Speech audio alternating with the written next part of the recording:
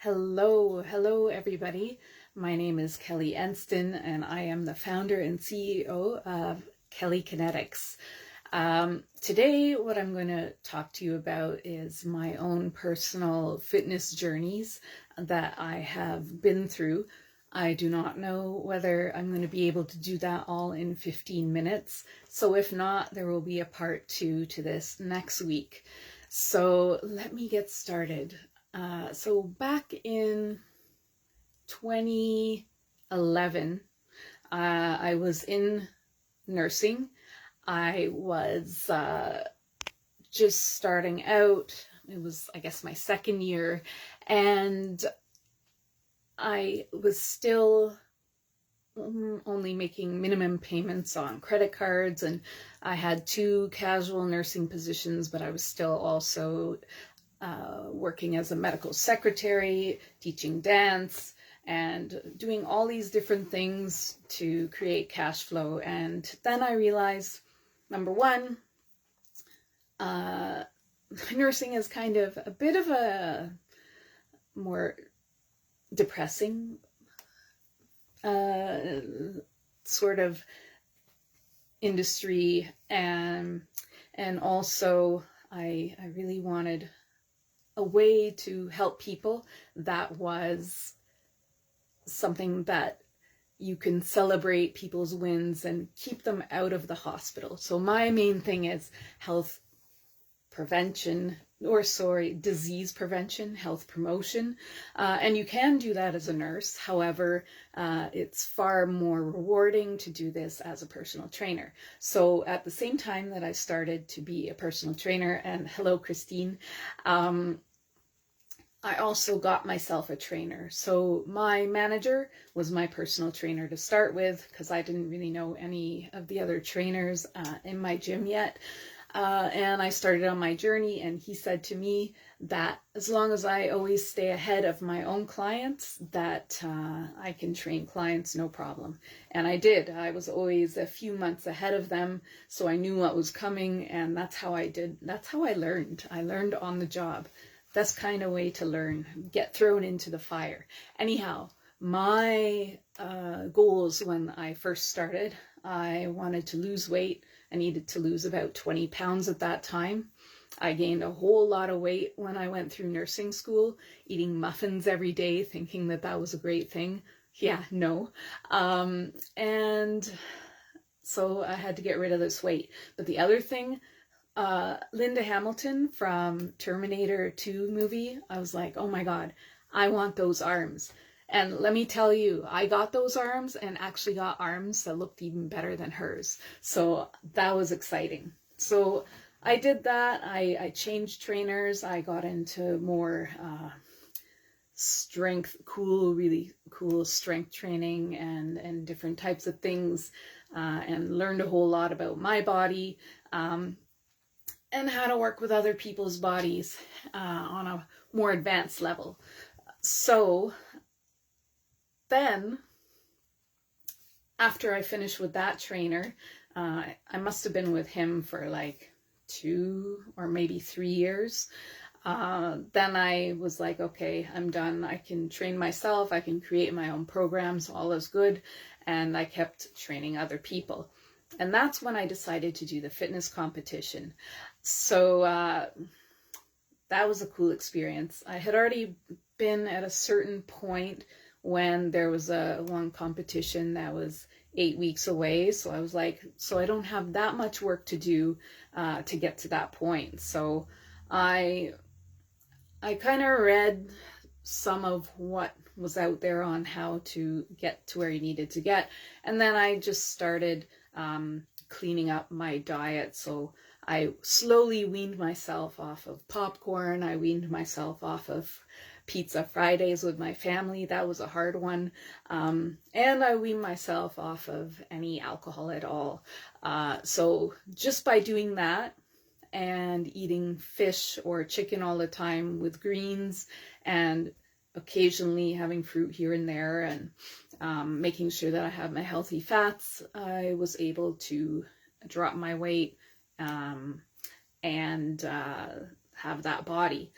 I did that on my own. I wanted to see what I could accomplish with all the knowledge that I had as a trainer of a few years at that point, and get out on the stage.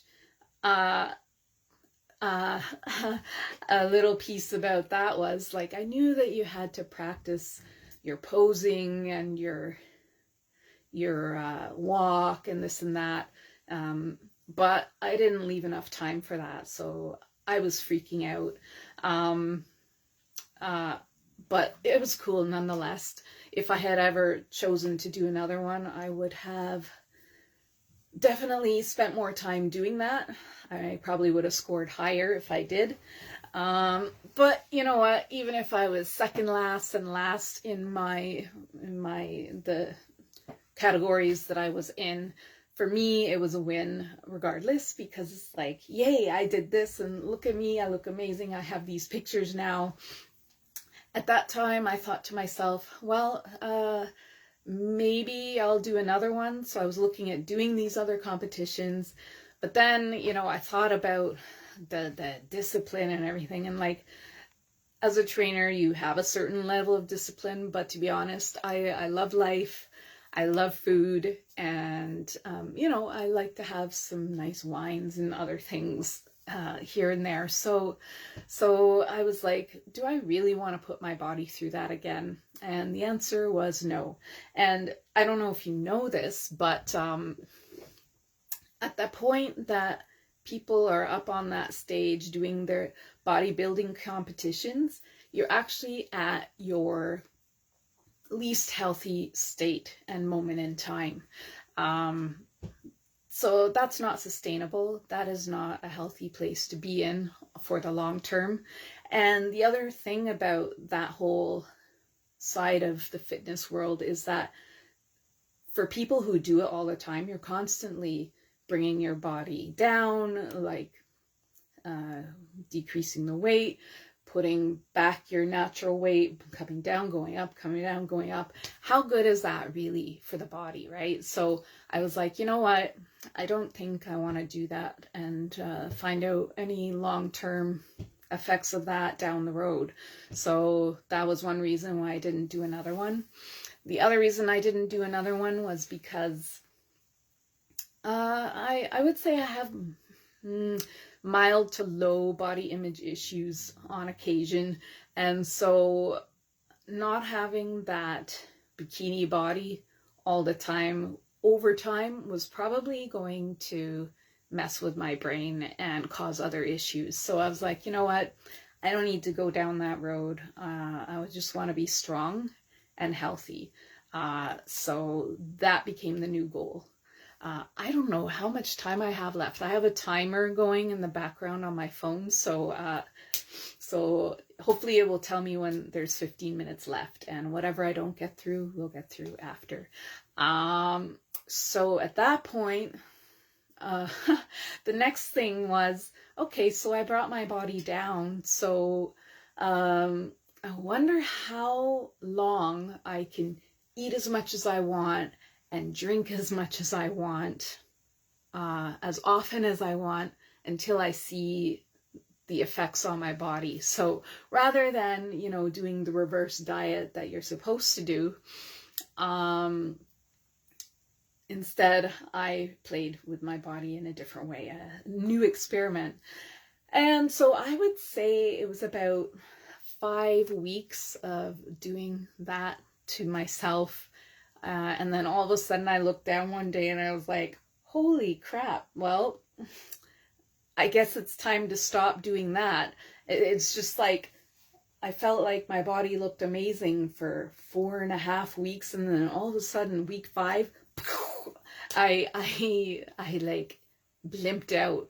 So I was like, okay, enough of that. So I started getting back to my training program, but I did too much too soon. So what happened? I injured myself, and I had to stop training. So lesson, do not start up too much too soon, whether you're working with a trainer or not. If you've got a great trainer, then they will know how to slowly work you up.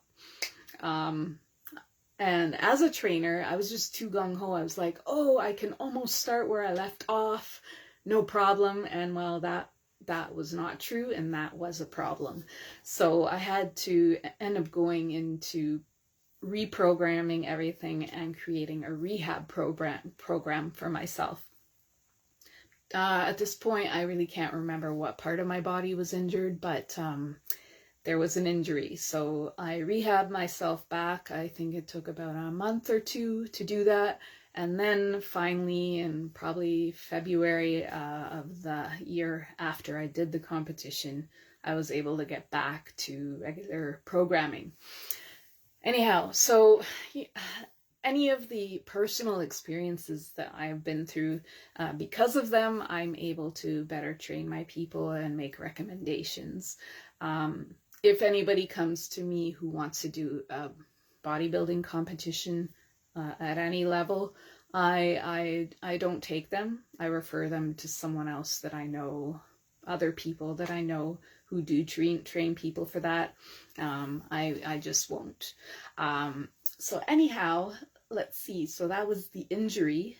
And then after that, I moved on to working for a private company with a trainer that was working at the same place as me, but he then opened up a place with a friend of his, and he invited me to come work there. So I went there, and I would say that's when I got the strongest that I ever was. And why? Because I trained differently, and I added like working in work onto my working out. So working in was like doing mobility classes 3 days a week, plus my own mobility and myofascial release work extra times during the week if the times that we did as a class